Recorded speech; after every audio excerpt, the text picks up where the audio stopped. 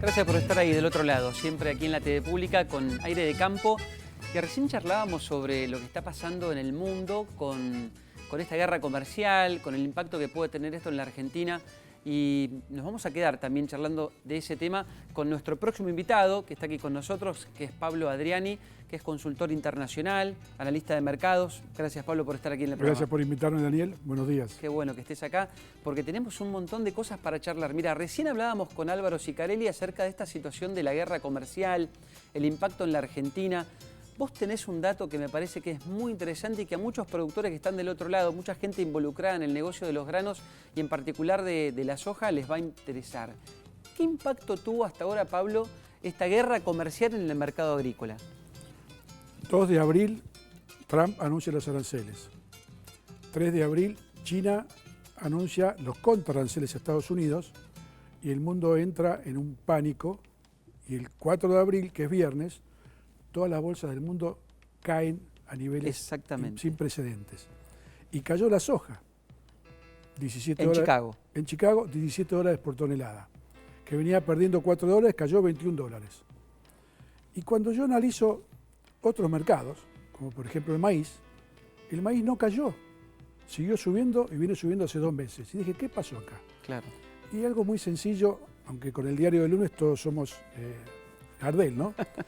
Los fondos de inversión en Chicago acompañaron la corriente de salida de posiciones que tomaron las acciones, claro, las tecnológicas, los bonos, y la soja entró en pánico. La desconfianza del mercado. Claro, y la gente pensó, uy, porque China contrarrestó a Trump, no va a comprar más soja. Pero resulta que China, en octubre del 2024, cuando Trump ya había ganado las elecciones y había anunciado aranceles contra China, ya China en ese momento se empezó a retirar del mercado americano. Claro. Llevaba 6 meses afuera. Se retiró del mercado de maíz, de soja, de trigo. Y la noticia viene esta semana que acaba de pasar, la semana pasada. La soja recuperó 17 dólares en Chicago, de los 21 que perdió. Con lo cual, estaba acertado yo en mi análisis que no cayó por la demanda china. Cayó por la guerra entre los grandes países y la caída en la actividad económica. Esto es muy importante. Cayó la actividad económica proyectada. ¿Qué cayó en la actividad económica? Y cae la compra de servicios. ¿Cómo se transportan? Con barcos. ¿Qué consume el barco? Petróleo. El petróleo se desplomó de 70 a 60 dólares el barril, sí, con consecuencia de esa menor demanda que va a haber de bienes y menor cantidad de barcos que va a haber en el... Otro commodity no agrícola, el cobre. El cobre se destrozó, cayó el 17%. Sí. ¿Por qué? Porque el cobre se produce para industria automotriz, electrónicas, todo lo que tiene que ver con tecnologías, que tiene que ver con el consumo de personas que van a comprar menos coches, menos teléfonos. Por eso cayó el cobre. Eso está en el ojo de la tormenta. Exacto. El cobre... O sea, commodity no agrícolas cayeron por la menor actividad económica proyectada en todos los países del mundo. Pero esa recesión de la que se habla en Estados Unidos, incluso hay un análisis que se hace desde el propio Fondo Monetario Internacional que indica que la guerra entre ambos países puede llegar a un debilitamiento del comercio mundial. Bueno, es lo que justamente va a pasar. Va a haber menos mercaderías a transportar, menos buques, por eso se destrozó el petróleo y por eso cayó el cobre, porque son insumos de productos que van a caer su consumo. Claro, claro. Pero... no así los granos. Ahí vamos. Los granos están siguiendo los fundamentals del mercado de granos. Okay. Por ahora. Okay. ¿Qué quiere decir? El grano, por ejemplo, ¿cuándo puede bajar la soja? Que ahora está tan firme en Estados Unidos. Sí. Y empezó a recuperar. Y puede bajar cuando ingrese la cosecha de soja brasilera y cuando ingrese la cosecha de soja americana. Ajá. Argentina está cosechando soja y en el momento que Chicago perdió 21 dólares, Argentina perdió 3 dólares solo. En Argentina. Mirá. Porque tenemos otra crisis. La crisis que está viviendo el mundo, Argentina la viene sufriendo hace bastante tiempo en el sector agropecuario, por las retenciones que le quitan 100 dólares por tonelada a cada productor. Tal cual, tal cual. Que de hecho viene muy lenta, incluso la campaña agrícola, digo, se está levantando recién menos del 5% de la soja. Ese es otro dato también. Ahí te voy a dar otro dato porque el gobierno está muy apurado para que el productor venda. Sí. Pero hay un tema que es muy sencillo, esto es biología pura. ¿Sí? En el mes de abril se cosecha muy poca soja. Muy poca, en la temprana. Históricamente. 4 o 5%. Sí. En el mes de mayo empieza la cosecha de soja. Mayo, junio, los fuertes. Ahora, si vos me preguntás a mí, ¿el productor va a vender soja como el gobierno está esperando? Y yo tengo que analizar qué pasó con el maíz en febrero, marzo y abril. Se vendió un montón. Que tuvo ventas récord. Sí, claro. Porque se adelantó la cosecha en febrero por la sequía. Entonces, mi teoría es que el productor hizo caja con el maíz. O sea, vendió el maíz. ¿Por qué vendió el maíz? Porque lo saca de la tranquera al puerto. ¿Por qué lo vende directo? Porque se ahorra el flete corto, el silo bolsa y los gastos de comisiones de algún intermediario. Se ahorra 15 o 20 horas por tonelada. Por eso el maíz lo vendió. Es un montón. Es mucho. Lo despachó. Sí. No importa lo que me pagues. Claro. En febrero el productor vendió a $210 el maíz disponible. Claro. En marzo 200, en abril 195. ¿Qué va a pasar con el maíz? ¿Cuándo puede bajar el maíz? Porque Argentina está vendiendo el maíz. $36 arriba del maíz americano. Sí, no, pero hay una demanda interna también muy fuerte. También, exacto, pero no resiste que Argentina venda el maíz. Es muchísimo. FOB. No, ¿por qué es eso? Porque la demanda de maíz americano está retraída y los americanos compraron la caída de la demanda china. Entonces, y están esperando la cosecha nueva. Entonces, ¿cuándo puede caer el maíz en Argentina? Cuando ingrese la cosecha americana en septiembre y ingrese la cosecha de maíz safrinha en Brasil en junio, julio. Claro. Entonces, mensaje para productores, si nos están escuchando, ojo que el maíz no tiene asegurada la suba infinita. Hoy está firme, pero hay que aprovechar para vender estos precios. Pero muchos aprovecharon, Pablo. Muchos aprovecharon. Sí. Y cerraron márgenes, que fue el cultivo con mejor margen bruto de todos. Claro, tal cual.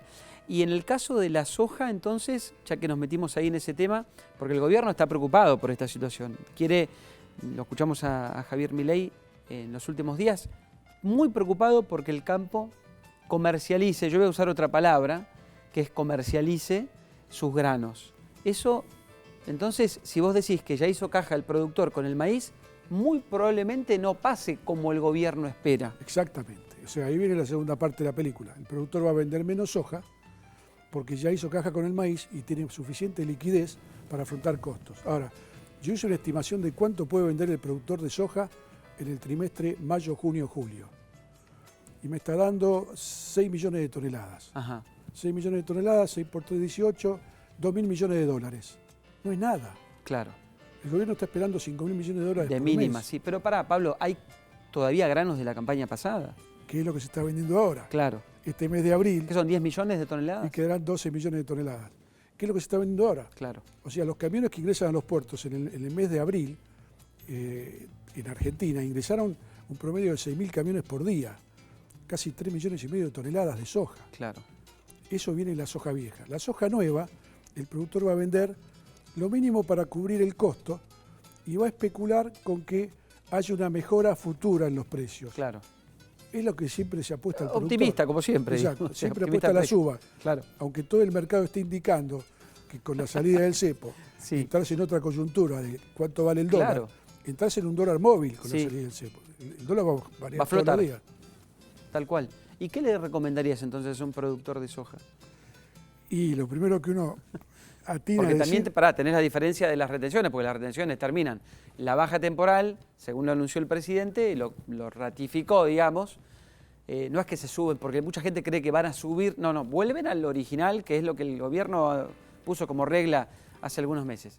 Entonces va a tener un diferencial ahí que se va a dar por ajuste vía retención. Exacto. Ahora, esta semana pasada hubo un ajuste muy fuerte en el mercado A3, que sí, es el Rofex, Matva Rofex nuevo, que fue una fuerte caída en los disponibles de trigo, de soja y de maíz, pero fuerte. El trigo cayó $22, el maíz cayó 17, la soja cayó 12, que me llamó la atención. Yo creo que ese es un anticipo a la baja de retenciones que se suspende el 30 de junio. Ya están anticipando, ya descontaron eso. Claro. En cambio los futuros, mayo, junio, julio, bajaron $2 o $3 nada más. Le doy un poco de esperanza para que el productor, si se sienta arriba de la soja, ¿sí?, como va a pasar, obtenga mejores precios, no tanto por la mejora del mercado internacional, claro, porque es bajista para la soja de Brasil, bajista para el ingreso de soja americana, sino porque la exportación y la industria aceitera va a tener que comprar físico al precio que sea. Claro. Ahí hay una esperanza para que el productor pueda vender la soja, hoy podemos decir arriba de $300. Porque no va a tener para moler. Vale 2.90, claro, vale 2.90, 2.91, porque necesita la mercadería. Y cuando necesita la mercadería, aunque tenga el margen negativo, la industria tiene que cumplir los compromisos con sus clientes. Claro, tal cual. Tiene que salir a comprar. Y Argentina es el primer exportador mundial de aceite y harina de soja. Claro. No puede dejar ese espacio vacío porque el año pasado Estados Unidos le ocupó parte de ese espacio por la caída en la producción de soja argentina por la sequía, y Estados Unidos terminó exportando 13 millones de toneladas de harina de soja. Claro. Récord en la historia. Entonces el productor se va a, no quiero decir sentar, pero bueno, sí, va a esperar. En la jerga decimos, se va a sentar Sí, arriba. sí, arriba del silo bolsa. Va a esperar. Va a esperar. Va a mostrarse muy cauto. Exacto. Yo no creo que salga a vender a lo loco. Claro. Pero un volumen de ventas normal, mínimo, son las 6 millones de toneladas que yo te digo. Claro. Si puede llegar a vender 8 o 9 millones de toneladas, y bueno, le va a lograr que el gobierno tenga más ingresos de divisas. La gran pregunta es qué va a pasar después en el segundo semestre, ¿no? El segundo semestre es otra historia, tiene que ver con la intención de siembra de soja en Estados Unidos, que baja. Entonces vas a tener un escenario bullish, alcista para el segundo semestre en Estados Unidos. Sí. Y hay que ver qué hace Brasil, porque todavía no sabemos, Brasil, cuál va a ser la intención de siembra de soja 25-26. Que viene creciendo Brasil. Y Brasil en 10 años subió de 100 millones de toneladas a 170. Claro. Explosión. Sí. Así que ese es el principal enemigo de Estados Unidos, es Brasil. Claro. Porque compite por el poroto de soja. En el medio de todo esto, lo que no sabemos qué va a pasar, no sabemos qué va a pasar mañana, menos en el segundo semestre, Exacto. pero con la guerra comercial, digo, ¿no? Exacto. En el medio de todo esto, digo, porque Brasil puede algún, tener a China como un aliado. Si en algún momento, tangencialmente, hay algún rebote que pueda favorecer a Argentina. Mirá, la última que te hago, por lo menos, yo, del tema trigo, ¿qué escenario ves? Yo hablé con algunos productores, gente del sector, y me dicen que ven, por ejemplo, una campaña que muy promisoria, digamos, desde el punto de vista climático, súper alentadora, que incluso puede crecer el área. ¿Ves lo mismo? Yo creo que el trigo tuvo una buena performance este año, tuvo buenos márgenes, está teniendo buenos precios, y soy también de los que dice que va a aumentar el área de trigo, yo creo que mínimo un 10%. Sí, qué bien. Bueno, vamos a ir a 23, 24 millones de toneladas de producción, 25, 26. Ah, sos optimista. Sí. Casi récord, Rinde si no me normal. fallan los números. Sí, más o menos, rinde normal, o sea, sin ninguna crisis climática. Sí, tal cual. Pablo, gracias por la charla. Gracias a vos por invitarme. Me parece que diste algunos datos que son muy interesantes para el productor, porque hay mucha gente del otro lado que también está esperando que le cuenten qué es lo y que le expliquen, porque no todos los productores son analistas, digamos, tienen información, saben, porque son los que invierten y saben cuidar muy bien lo que hacen, pero esta información que vos diste sobre los precios, sobre qué va a pasar, me parece que es súper valorada, digo. Tratamos de dar luz al final del túnel. Muy bien, está muy bien. Gracias, Pablo. Gracias un placer, a vos, un placer.